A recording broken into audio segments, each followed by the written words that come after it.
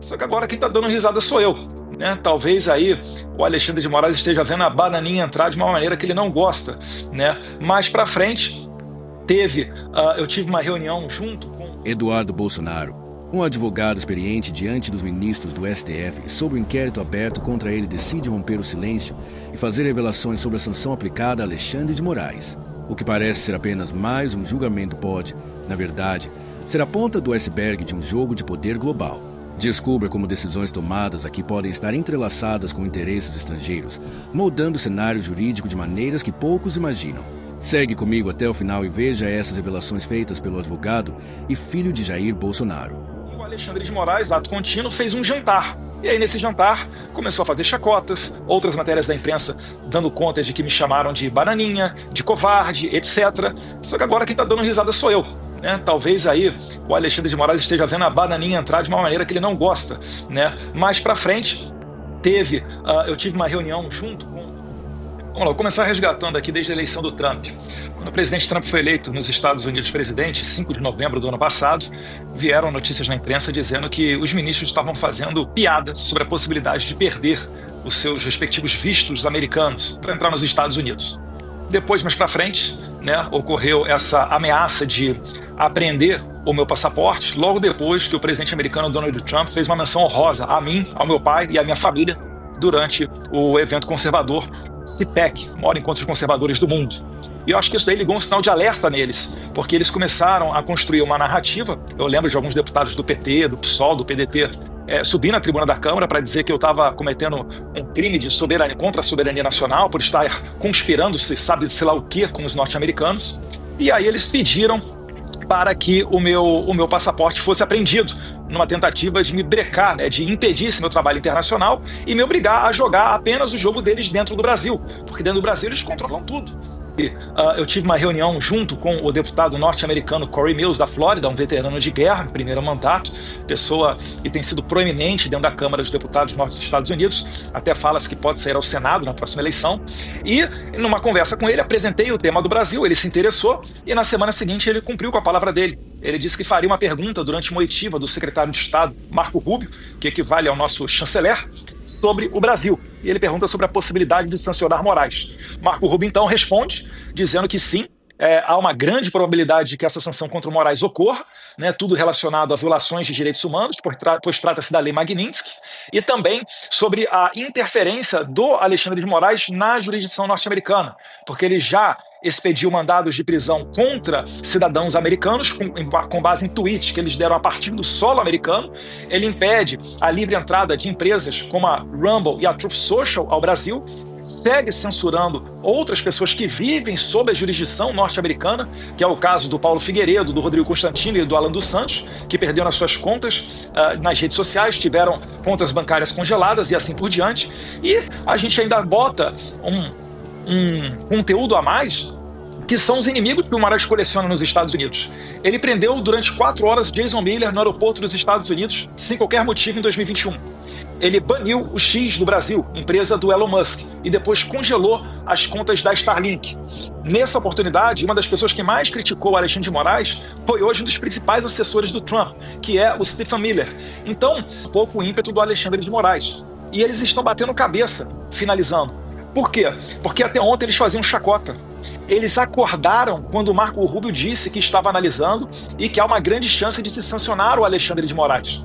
E a partir daí, eles começaram a tentar fazer alguma coisa.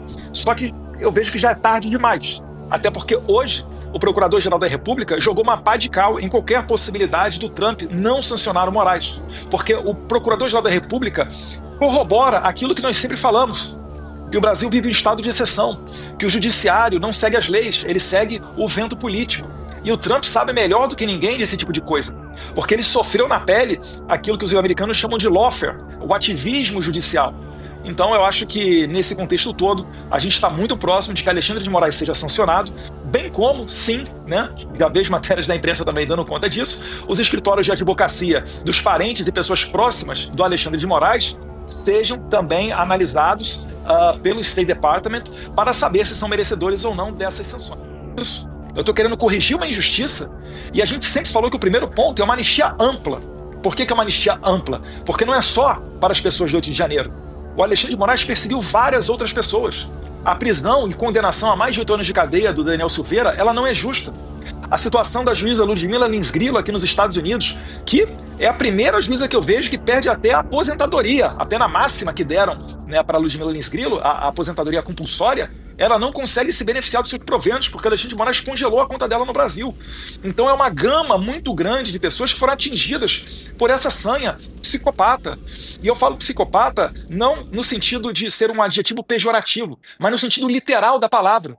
Porque eu não consigo entender como que uma pessoa joga velhinhos e senhoras na cadeia e condena a 14 anos de idade, sem se comover, sem ter misericórdia, sem ter piedade, acusando elas de abolição violenta do Estado Democrático de Direito e de golpe armado, sendo que não foi apreendida nenhuma arma e dado nenhum tiro no dia 8 de janeiro.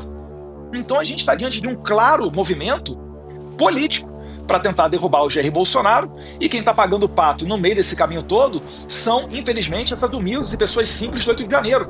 Porque tem vendedor de pipoca, vendedor de sorvete, autista, mendigo, uberista, tem todo o Brasil ali dentro, de pessoas simples. Não são, obviamente, terroristas.